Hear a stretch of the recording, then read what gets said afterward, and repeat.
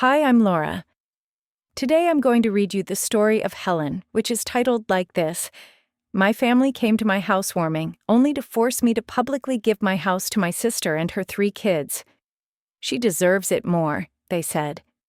So I took one step that forced them to face what they deserved. Then 40 missed calls. Well, let's go. I'm Helen, and I finally did it. After almost 8 years of living like a monk, I bought my own house. 8 years of saying no to everything, no fancy clothes, no movies, no dinners out, no vacations. While my friends were posting Instagram photos from beach resorts, I was eating ramen noodles and shopping at thrift stores. But it was worth it. The house isn't huge, but it's mine: 3 bedrooms, 2 bathrooms, a decent kitchen, and a living room that actually fits more than just a couch.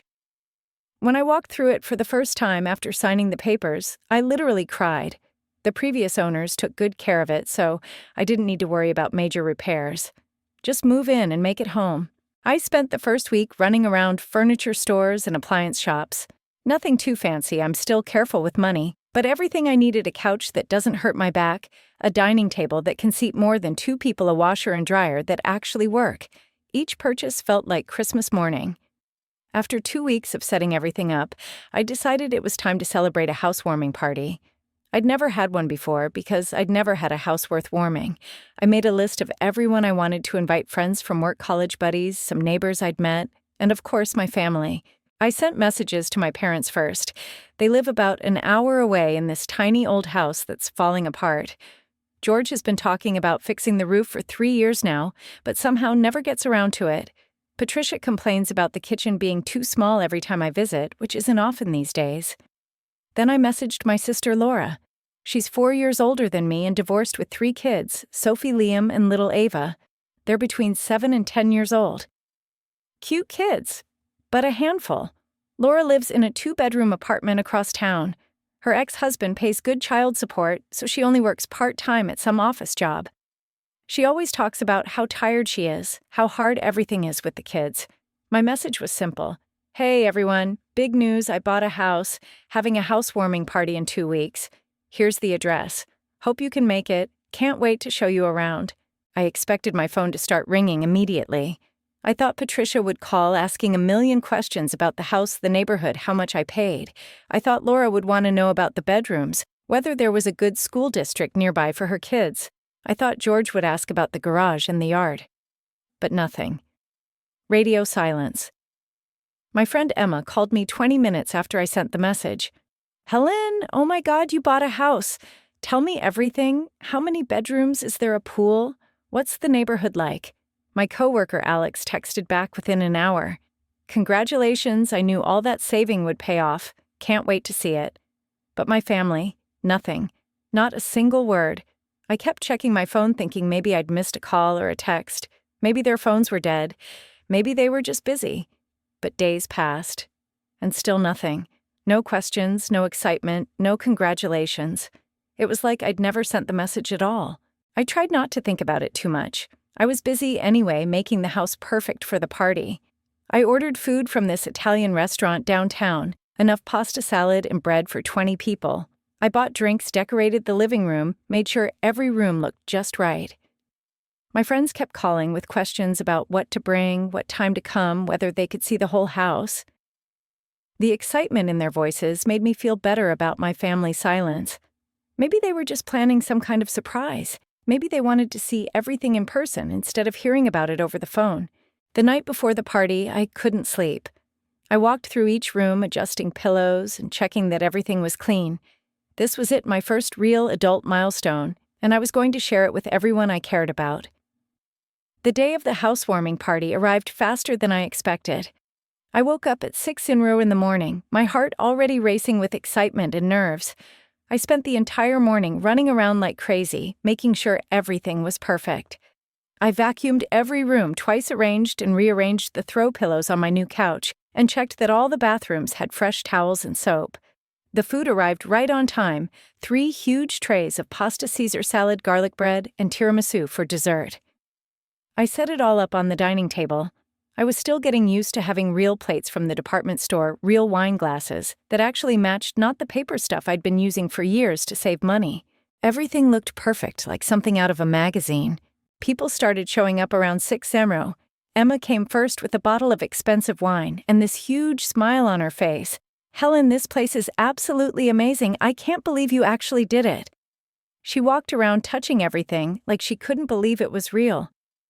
"Look at these hardwood floors and the crown molding, girl, you really made it."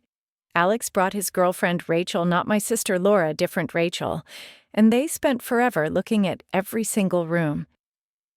"The light in the kitchen is incredible," Rachel kept saying, opening and closing cabinet doors. "And look at this backyard. You could have barbecues out here, maybe get a pool someday." They were genuinely excited, asking about my mortgage rate, how I'd found the place, and whether the neighbors were friendly. My college friend Daniel showed up with his wife and their baby, bringing a housewarming gift wrapped in silver paper. "Me, Helen, I remember when you started saving for this," he said, giving me a big hug. "You used to eat those 99-cent frozen dinners every night just to put more money away. Look at you now." Within an hour, my house was full of people laughing and talking and complimenting everything from the hardwood floors to the way I'd arranged the furniture. The living room buzzed with conversations about home improvement, neighborhood recommendations, and stories about everyone's own first home purchases. I felt this warm glow watching people enjoy themselves in my space, seeing them comfortable and happy in the home I'd worked so hard to create. But no family. I kept checking my phone every few minutes, thinking maybe they'd called or texted to say they were running late. Nothing. No missed calls, no messages, no explanations. I tried not to let it show on my face, but inside, I felt this growing knot in my stomach. I kept making excuses to walk by the front window, hoping to see their car pulling up. Around 7:30, just when I was starting to think they really weren't coming, I heard a car door slam outside. Through the window, I saw my parents walking up the front path with Laura and her 3 kids trailing behind them. My heart jumped with relief and excitement. Finally, they'd made it after all. I rushed to the front door and opened it before they could knock. "Patricia, George, Laura, you made it. I was getting worried," I said, practically bouncing on my toes. But something was wrong immediately. The energy was all off. Patricia barely looked at me, just nodded stiffly and said, "Helen." No smile, no congratulations, no excitement at all.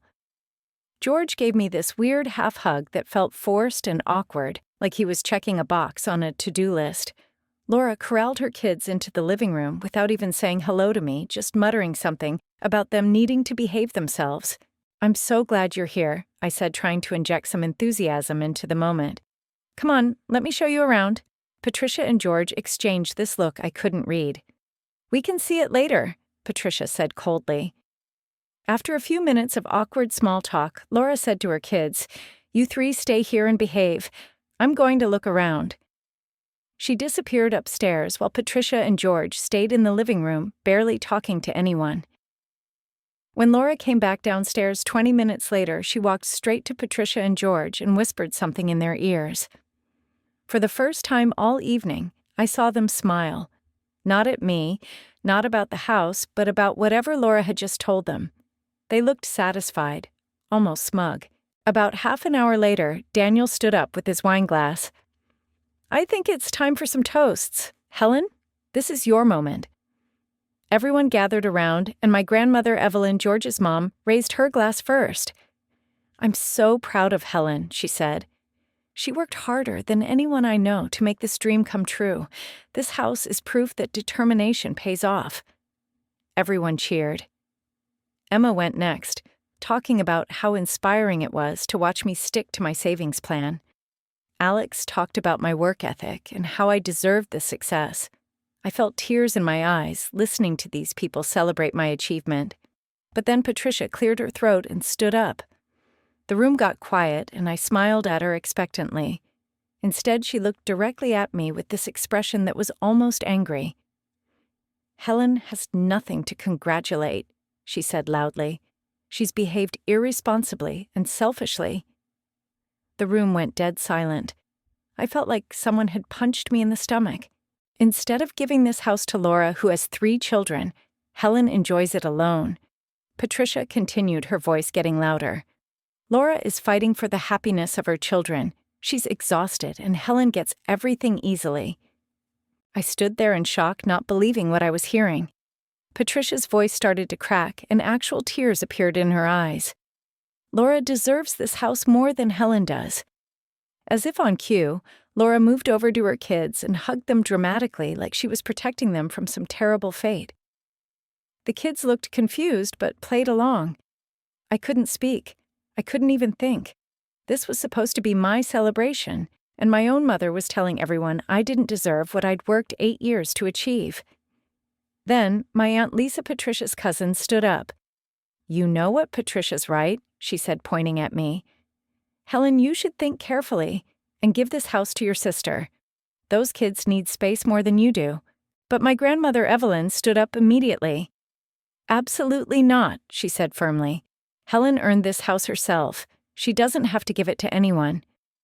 And then chaos broke out. Half the room started agreeing with Patricia and Aunt Lisa, saying things like, "Think about those poor children, and family comes first." The other half defended me, saying, "It's her house, her choice." Emma was practically yelling at my aunt. "Helen saved for 8 years, this is insane." Alex was arguing with some cousin I barely knew who was going on about family obligations. In the middle of all this fighting, Patricia, George, and Laura looked at each other with these satisfied expressions. Then, Patricia let out this heavy, fake sigh. "We don't want to spoil Helen's party," she said dramatically. "We should go." They gathered up the kids and left without another word to me, leaving behind a room full of people arguing about whether I should give up my house. The fighting continued for another 20 minutes, before people started leaving in groups, still arguing with each other as they walked out my front door. I stood there in my empty house staring at the mess left behind by what was supposed to be the happiest night of my life. Half-eaten plates of pasta sat abandoned on tables, wine glasses scattered around the living room, napkins crumpled on the floor. The silence was deafening after all the shouting and arguing that had filled these rooms just an hour ago. I started cleaning up mechanically, trying to process what had just happened. My own mother had stood in my living room and told everyone I didn't deserve my house. My sister had inspected every room like she was already planning to move in, and half my guests had agreed with them. As I loaded the dishwasher, memories started flooding back all those times I'd helped my family financially over the years, thinking I was being a good daughter and sister. When Patricia called crying about their mortgage payment 3 years ago, I'd given them $1,500 from my house fund. When George needed money for car repairs, that was $800 gone. And Laura's divorce lawyer, $5,000 so she could get better child support. I'd always helped them when they asked. I'd given them money for emergencies, for repairs, for legal fees. But when had they ever celebrated my successes? When had they ever been proud of my achievements? Tonight had shown me the truth. They saw me as an ATM, not as family. I finished cleaning and went to bed, but I couldn't sleep. Every time I closed my eyes, I heard Patricia's voice saying I had nothing to congratulate. When my phone rang at 8:00 a.m. sharp, I was still exhausted. I grabbed it without looking at the caller ID. Helen, Patricia's voice was crisp and businesslike. No greeting, no apology for destroying my party. "Have you thought about what we discussed yesterday? When are you going to give the house to Laura?" I couldn't believe what I was hearing. "Mom, you ruined my housewarming party. You embarrassed me in front of all my friends. And now you're calling to demand I give up my house. Don't be dramatic, Helen. We're talking about what's right. Laura has 3 children who need space. You're just one person living alone in all that space. It's selfish. I worked 8 years for this house, 8 years, of saving every penny while Laura was getting child support and working part-time. This is my house. You'll change your mind," Patricia said coldly. "You'll see that family is more important than your selfish desires." She hung up on me. I sat there staring at my phone, shaking with anger. No apology, no acknowledgement that what she'd done was wrong. Just demands and accusations. A few days later, things got worse. Much worse. Emma called me at work, her voice tight with anger. "Helen, have you seen your mother's Facebook post?" "What post?" "You need to look at it right now. I can't believe she did this." I opened Facebook with trembling fingers and found Patricia's post immediately. The photos hit me first pictures of Laura's apartment taken in dim lighting, showing cluttered rooms and toys scattered everywhere. The kids looked tired and unhappy in every shot. But then there were photos of my house from the housewarming party, bright and spacious, with me raising a wine glass and smiling. The caption made my stomach drop. While some people selfishly celebrate in their big empty houses, my daughter Laura struggles to provide for her 3 beautiful children in cramped conditions. It breaks my heart to see my grandchildren suffering, while their aunt cares only about herself.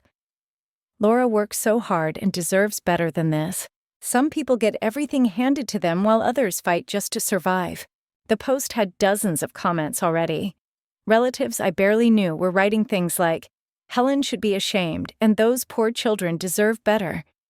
Aunt Lisa had written a long comment about how I should do the right thing and help my sister, but the photos were lies. I'd been to Laura's apartment many times. It was nice, clean, in a good neighborhood. These pictures were staged to look depressing, probably taken after the kids had been playing all day without cleaning up. My phone started ringing constantly. Relatives, family, friends, people I hadn't talked to in years were calling to lecture me about family responsibility.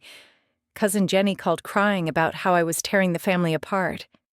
Uncle Bob left a voicemail saying I was disappointing everyone and needed to make things right. I stopped answering my phone altogether. I considered changing my number just to make it stop. Then, Grandma Evelyn called. "Helen, sweetheart, can you come see me? I think we need to talk." I drove to Grandma Evelyn's house feeling defeated. She was 82, but still sharp as a tack, living independently in the same house where she'd raised George. When I walked in, she took one look at my face and pulled me into a hug.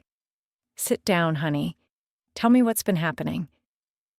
I showed her Patricia's Facebook post, explained about the phone calls and the harassment. Grandma Evelyn didn't use the internet much, so she hadn't seen any of it.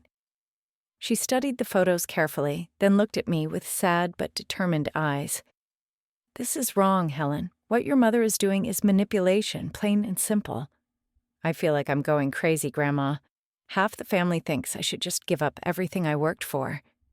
"Your parents asked me to talk to you," she said quietly. "They wanted me to convince you to give the house to Laura. They thought you'd listen to me." My heart sank. Even Grandma Evelyn was against me. But then she smiled. "I told them absolutely not.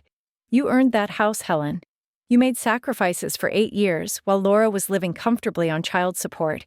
You don't owe anyone your home." "But Mom says family should come first. Family should support each other, not tear each other down. What your mother did at that party and with this post, that's not family. That's bullying." Grandma Evelyn made me tea and we talked for 2 hours. She told me stories about how she'd worked hard her whole life, how she'd never expected handouts from anyone. She reminded me of all the times I'd helped my family financially and asked if they'd ever helped me in return. "You're not selfish for keeping what you earned, Helen. You're not responsible for fixing everyone else's problems. Laura chose to have 3 children. Laura chose to work part-time. Those were her decisions, not yours." For the first time in days, I felt like I could breathe. Someone understood. Someone was on my side. "Don't let them bully you into giving up your dreams," Grandma Evelyn said as I got ready to leave. "You stand your ground and everything will work out." I drove home feeling calmer than I had since the housewarming party. Grandma Evelyn was right. I'd worked too hard to let anyone take this away from me. A few days after my conversation with Grandma Evelyn, I was finally starting to feel like myself again. The harassment calls had slowed down, and I'd blocked most of the family members who were bothering me. I thought maybe things would calm down and I could move on with my life. Then on Saturday morning, there was a knock at my door. I looked through the peephole and my heart sank. Grandma Evelyn was standing on my porch with Patricia, George, and Laura right behind her. They all looked serious, like they were here for some kind of intervention. I opened the door reluctantly. "Grandma, what's going on?" "We need to have a serious conversation, Helen. All of us together." I let them in confused about why Grandma Evelyn had brought my parents and sister here. Had she changed her mind about supporting me?